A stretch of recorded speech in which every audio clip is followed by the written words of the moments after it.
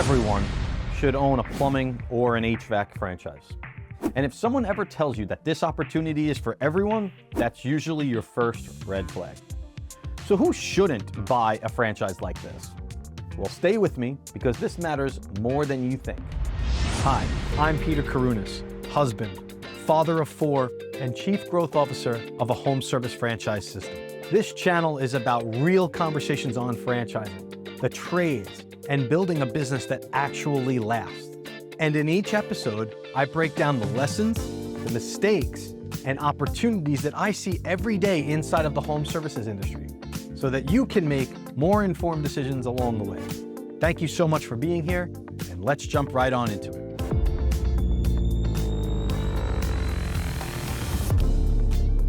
Hi everybody, I'm Peter Karunas, and one of the most important parts of my job is helping people decide when not to move forward. And that might sound strange to you, but protecting our fit here matters more than closing deals and awarding franchises. So let's talk openly about who this business is designed for and why saying no early saves a lot of time and a lot of pain later on. So let's start here with the biggest misconception that I can tell you.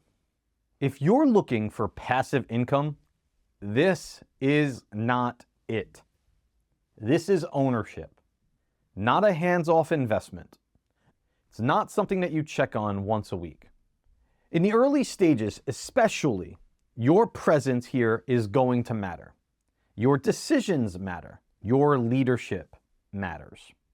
If your expectation is set it and forget it, well, this will frustrate you very quickly. What's the next one? Well, this is an easy one, but if you hate structure, this will feel restrictive. You see, franchises run on systems and processes and workflows and SOPs and standards. Those aren't there to limit you, but they're there to protect margin. They're there to protect consistency, and they're there to protect your growth. But if you naturally push back on structure or feel the need to do everything your own way, you'll fight the system instead of benefiting from it. And that doesn't help anybody, and that friction gets exhausting. And here's another big one for you. If you don't want to manage people, the business will feel overwhelming. People are the business. You have technicians, you have dispatchers, you have managers. Your technician is the face of your business, and your dispatchers and your CSRs are your voice of your business. They don't need just direction. They need constant leadership. They need constant coaching. They need to be held accountable. I've often said this a lot to a lot of candidates, is that you need these people to thrive for your business to become profitable. How do you do that if you're not present? So if your plan is to avoid people problems entirely, well, this probably isn't the right franchise or right industries for you. Now let's talk about your ego here. If you believe following a proven model is beneath you, you're going to struggle. The most successful owners I've seen aren't the ones with all the answers.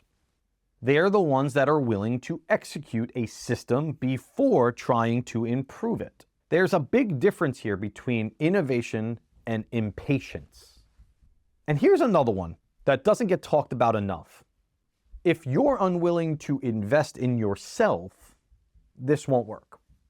That means time, energy, learning something new, coaching. Being a business leader requires all of these. Ownership exposes your blind spots real fast. If you resist feedback, growth slows down. So let me flip the script on this for a moment. The people who thrive here tend to be sharing a few traits here. They're coachable. They're disciplined. They're committed. They don't need to reinvent everything. They need to execute consistently in their own business every day. And they understand that structure creates freedom over time.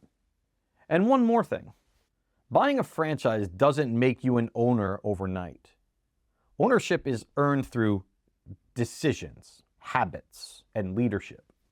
That's an interesting point. I would like for you to chew on that for a little bit. If you're looking for a title instead of responsibility, this will disappoint you.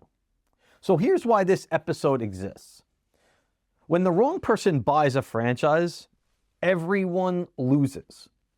The owner gets frustrated. Your team feels it.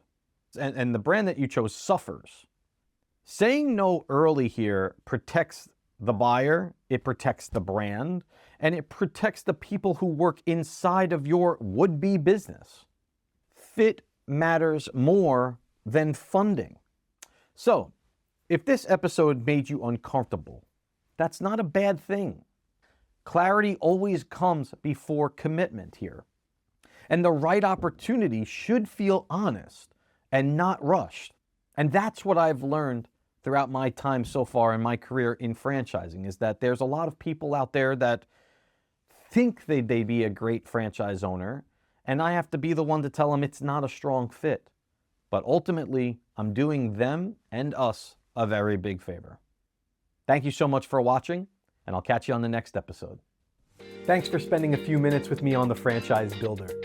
If you got any value from this, make sure to like the video, subscribe to the channel, and turn on your notifications so that you don't miss any future episodes that I'm going to drop. Because I release new, brief videos regularly covering franchising, the trades, and what it really takes to build a business that lasts in this industry. Thank you for watching The Franchise Builder, and I'll see you on the next episode.